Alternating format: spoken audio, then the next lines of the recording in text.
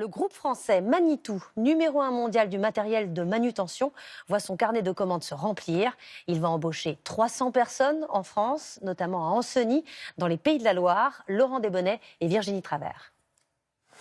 C'est un changement presque imperceptible, mais qui augmente en ce moment fortement la production de chariots élévateurs. Pour satisfaire les commandes, les lignes de montage avancent un peu plus vite, de 25 cm par minute à 40 cm. Très concrètement, oui, nous allons faire défiler un petit peu plus rapidement cette ligne, ce qui veut dire que pour un opérateur, on va répartir son activité sur d'autres opérateurs, donc on va embaucher, pour être capable de sortir plus de machines par jour. Une production en hausse de 50%. Exemple à l'étape de la pose du moteur. Pour aller plus vite, il y a désormais 5 salariés autour de la machine, un de plus qu'auparavant. Du coup, il faut embaucher. J'ai été embauchée en septembre dernier. Directement après la formation. Voilà. Ça a été plutôt rapide. Oui, du coup je suis très satisfaite. J'ai été embauchée au 1er mars, après un an, 14 mois d'intérim. Voilà. Plutôt satisfait. Très satisfait. Et ce n'est pas fini. Encore 300 embauches prévues de soudeurs, monteurs, techniciens. Un carnet de commandes record, plus de 700 millions d'euros. Car l'entreprise profite à plein de la reprise dans des secteurs clés de l'économie qui recommencent à investir. On voit effectivement un secteur de la construction qui se porte mieux. Il y a plus une volonté d'investir sur des produits. Je pense qu'il y a une meilleure confiance dans l'avenir. L'entreprise prévoit donc d'augmenter encore sa production. Des travaux viennent tout juste de commencer pour agrandir l'usine.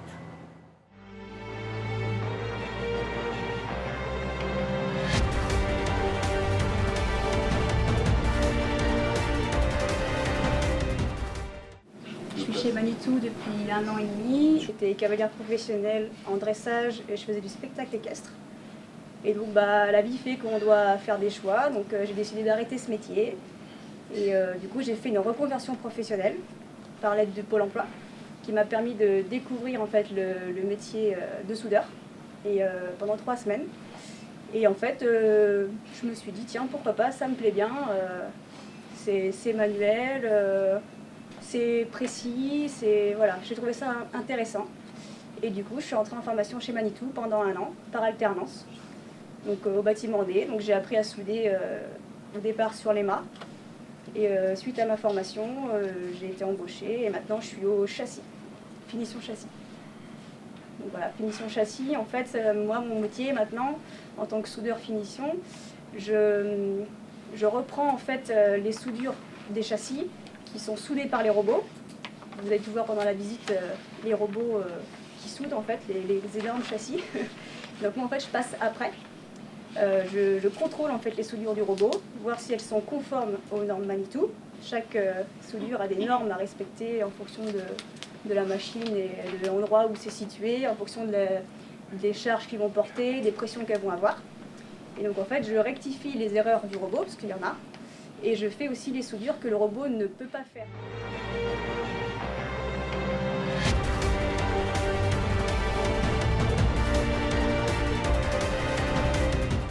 Ah non, pas du tout. Moi, j'étais à fond dans les chevaux. Et puis, voilà, la vie a fait que j'ai dû changer. Mais je regrette pas. Je garde les chevaux en passion et j'ai mon métier. Après avoir obtenu mon bac STI, donc, je suis allé en gendarmerie pendant 1 an. Et j'ai vu que ça ne me plaisait pas forcément.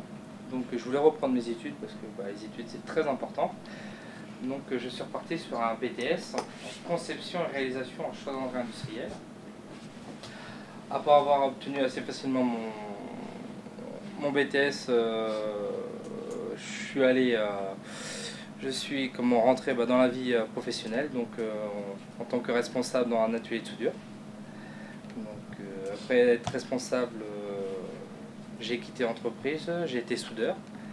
Et depuis 1 an, je suis technicien méthode ici à Manitou. On vient assembler les moteurs, on vient assembler les cabines, on vient assembler toute partie électrique. Enfin, on vient tout mettre sur le chariot pour que ça termine en un chariot fini ou qui roule. Donc monteur, c'est ça, c'est monteur, assembleur. J'ai un parcours, donc j'ai fait un bac ES, j'ai fait un master. À la fin de ce master, il y avait un concours. Donc après l'avoir essayé plusieurs fois, ça n'a pas marché parce qu'un concours, bah, il n'y a que les meilleurs. Donc j'ai dû penser à la suite. Quand on a 23 ans, il faut vivre, on a des factures à payer. Et quel concours? Professeur de l'école. D'accord. Donc dans l'enseignement, il y a beaucoup de monde et il n'y a pas beaucoup de place. Donc voilà. Donc après, j'ai dû penser à faire autre chose, sans qualification autre que enseigner. Je ne pouvais pas faire grand-chose de mes diplômes. Donc je me suis dirigée vers l'industrie. J'ai fait plusieurs entreprises différentes. Je suis arrivée chez Manitou et quand on y arrive, on veut y rester. Donc voilà, parcours aussi avec une réorientation parce que quand on est jeune, on ne pense pas à ces métiers-là. On pense à des grands métiers, on pense à... Enfin, je pense qu'il y en a sûrement certains d'entre vous qui ont déjà des idées en tête, mais c'est des métiers connus, c'est des métiers... on n'entend pas parler de ce genre de métier, donc on les découvre. Pourquoi l'industrie? C'est le hasard ou... Parce que quand on n'a pas de diplôme ou des diplômes qui, entre guillemets, ne peuvent pas nous servir, il faut qu'on se dirige vers des métiers sans qualification requise, quoi. Donc, et un métier manuel, par exemple, quand vous étiez en troisième, c'est pas quelque chose qui vous est passé par la tête? Non, parce que j'étais une fille. Oui, d'accord, ok. C'est vrai qu'il y a la barrière. Non, mais tout à fait, quand on est une fille, on ne pense pas à faire ces métiers-là. Et puis au final, je ne suis pas spécialement musclée, je suis pas, je pense pas être un bonhomme. Pourtant, j'arrive à faire des métiers où je suis pas usée, je suis pas fatiguée. Tout le monde peut le faire. Bon, moi, je suis Thierry Lab, j'ai 45 ans. Je suis arrivé chez Manitou en 99. C'est comme vous, certainement, en troisième, je ne savais pas ce que j'allais faire. Donc du coup, je suis allé faire un stage en menuiserie. Pas de bol, allergie à la sueur de bois. Donc du coup, je me suis plus reporté sur les métiers de métallurgie. Donc, qui ressemblent un peu à la menuiserie. Donc du coup, j'ai fait une formation, j'ai fait un CAP tourneur et j'ai fait un BEP usineur sur commande numérique. Donc ça m'a plu, tout de suite ça m'a plu, c'était très intéressant, de la précision, des cotes à respecter, c'était sympa. Donc après, j'ai fait différents petits boulots parce qu'il y avait une crise économique aussi à l'époque. Et après, j'ai essayé de postuler chez Manitou et j'ai été pris tout de suite. Donc ils m'ont tout de suite proposé, il y avait 7 ans que je n'avais pas fait d'usinage, donc j'avais une petite appréhension quand même parce que je travaillais sur des machines qui étaient 2 fois plus petites que la salle. Et eux, ils travaillent sur des machines qui sont 4 fois plus grosses que la salle. Donc c'est quand même impressionnant. Donc après coup, ils m'ont envoyé au montage flèche. Et puis au bout d'un an, on m'a proposé de retourner à l'usinage. Donc mon chef est venu me voir, il m'a proposé de faire une visite des machines. Il m'a bien expliqué, on a pris notre temps de voir toutes les bécanes. Et puis il m'a dit, je sens que tu peux le faire, faut te lancer, ça va te plaire. Puis du coup, j'ai accepté. Et puis je ne regrette pas du tout. Et maintenant, je travaille sur un gros ensemble d'usinage de 2,4 millions. Et là, c'est très intéressant. Parce que tous ceux qui ont été embauchés avant moi à l'usinage, ils avaient tous le bac. Donc ils ont un gros cursus. Et moi, je suis juste rentré avec un CAP et un BEP. Et tout compte fait, ça se passe très très bien. Donc on n'est pas obligé de garder de diplôme pour y arriver dans ce métier. J'ai fait un CAP BEP vente et ensuite un bac pro commerce. Ensuite, le commerce me plaisait plus du tout, donc je suis arrivée ici en tant que saisonnière. Alors à ce moment-là, on appelait ça saisonnière, parce que ça fait 14 ans que je suis chez Manitou. Je suis arrivée l'été, fin août, et puis j'ai été 5 semaines en fait dans le cadre, c'était de l'intérim qu'on faisait. Ensuite, j'ai été gardée 11 mois en intérim. Donc j'étais au CLPR, donc le CLPR, vous n'avez pas dû le visiter je pense. C'est le centre logistique pièces de rechange, où il y a toutes les pièces des machines, c'est comme un magasin plus ou moins, qui est automatisé. Donc je suis restée là-bas 7 ans, et ensuite je suis arrivée, donc il y a eu la crise en 2009, donc il y a eu un plan de départ volontaire mis en place. Donc la personne qui était à l'accueil à l'époque arrivait en pré-retraite. Donc elle est partie en pré-retraite dans ce cadre-là, dans le cadre du plan de départ volontaire qui a été mis en place. Donc j'ai postulé à ce poste et puis j'ai été prise. Et là, à l'accueil, je suis restée 5 ans. Je suis aussi passée par le commerce international. Le matin, j'étais toujours à l'accueil et l'après-midi, j'étais au commerce international. Donc là, aujourd'hui, au service paye et rémunération, donc je suis assistante du service. J'ai plein de petites missions diverses liées à l'administration du personnel. Tout ce qui est attestation de salaire, carte de délégation. Là, en ce moment, on a les médailles du travail. Alors, ah oui, sur ça, c'était pas préparé, mais c'est pas grave, on va le faire en envers. Moi, j'ai fait un bac ES. Ensuite, j'ai fait ce qu'on appelle une prépa pour rentrer dans une école de commerce. Donc, je suis rentré dans une école de commerce à Nantes. Suite à ça, il y a un gars qui est venu dans mon école qui m'a bien plu pour présenter son métier, qui était de travailler dans une agence de travail temporaire. Je ne sais pas si vous voyez ce que c'est, le travail temporaire, ADECO, des choses comme ça. Ça vous parle? Ouais, non, peut-être. Bon, c'est pas grave, si ça vous parle pas, tant pis. Et donc, je suis rentré dans cette agence de travail temporaire pour m'occuper des salariés intérimaires. J'y suis resté 6 ans. Ensuite, je suis rentré dans une entreprise qui s'appelle Vinci Construction, qui est une entreprise de bâtiments et de travaux publics, au service ressources humaines, où je m'occupais du recrutement des collaborateurs et de leur formation. J'ai terminé chez Vinci Construction, j'étais responsable du centre de formation, où on formait en fait nos propres collaborateurs, on les faisait monter en compétences, et puis aussi on faisait des parcours de reconversion, un peu à l'image là, de mes collègues, ou des personnes qui, pour des raisons diverses et variées, changeaient de métier, donc on les formait au métier du bâtiment, et ça leur permettait de retrouver un emploi. Le succès de ça, c'était évidemment de les embaucher à la suite de la formation. Et suite à ça, pour des raisons plus personnelles, pour pouvoir me rapprocher de chez moi, j'ai cherché une entreprise plus proche donc, de mon lieu d'habitation. Et moi, je suis issu de la région, donc je connaissais Manitou depuis que j'étais tout petit. Et c'est une entreprise qui m'a toujours, on va dire, qui a toujours attisé ma curiosité. Donc j'ai postulé chez Manitou. Et donc il y a 3 ans, je suis rentré chez Manitou. Aujourd'hui, je suis chargé de ressources humaines.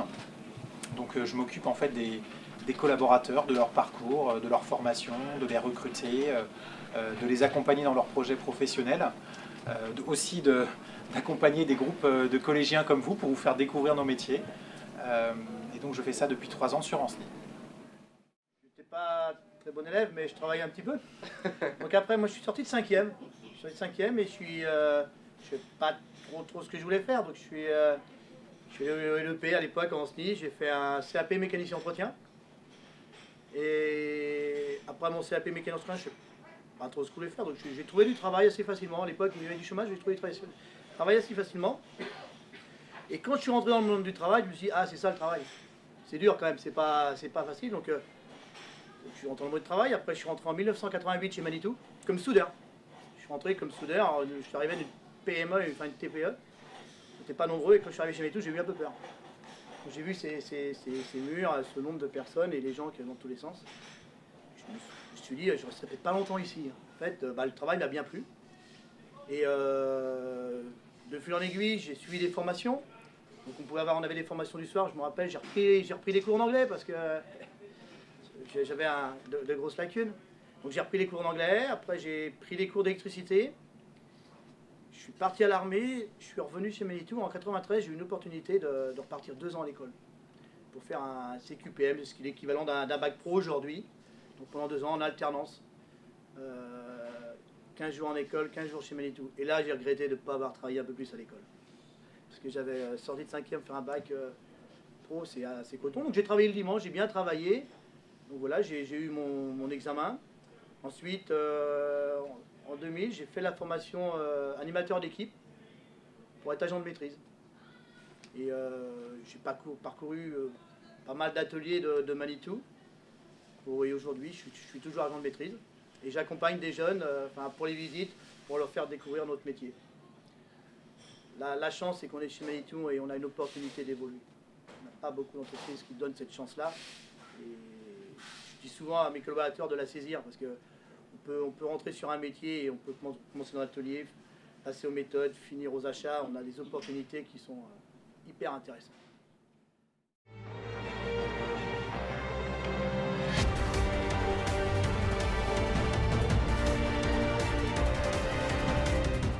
droit d'aller dans un parcours où malheureusement ça ne marchera peut-être pas. Vous avez le droit à un moment donné de rêver à un métier. Moi quand j'étais petit j'avais envie d'être footballeur professionnel. Vous voyez, non mais vous voyez, on a le droit de rêver aussi. Parce que sachez qu'on peut aussi avoir une deuxième chance. On peut aller dans des études et puis se tromper, et puis ensuite se reconvertir dans un autre métier. Vous voyez, c'est des choses qui ne sont pas interdites. Sachez qu'il y a des entreprises, il y a des formations qui sont possibles. Vous aurez accès à des choses. Par contre, il faut aussi être réaliste. C'est-à-dire qu'à un moment donné, si on vous dit que, je fais exprès, un footballeur professionnel, c'est pas possible, bah, c'est pas possible. Donc pensez à un plan B. Les professeurs, ils ont tendance à pousser les élèves vers les longues études. Et c'est pas forcément, ça correspond pas à tout le monde, quoi. Ouais. Moi je vois, j'étais très forte en maths, physique, chimie. Donc on m'a orienté beaucoup vers bac S avec option MPI, tout ça. Et au final j'ai fait une seconde générale, option MPI. Ça m'a pas du tout plu. Moi ce que je voulais c'était être dans les chevaux. Je sais que j'aurais pu faire un bac S au niveau matière, niveau notes, mais c'est pas ce que je voulais, quoi. Moi je voulais faire ma passion, je voulais vivre de ma passion. Je l'ai fait, j'ai réussi, j'ai prouvé à tout le monde que j'y suis arrivée. J'ai travaillé 10 ans dans les chevaux. Bon après, il y a d'autres soucis qui ont fait que j'ai arrêté. Mais je pense qu'il faut plus orienter les élèves vers ce qu'ils aiment. Parce que quand on aime, on se donne. Et on a beau être fort en quelque chose, on n'aime pas forcément. Et moi j'aurais plus dans cette idée-là. Je trouve ça hyper compliqué parce que quand on a 13-14 ans à peu près, on nous demande de choisir un métier et en fait on pense qu'on va faire ce métier-là toute notre vie.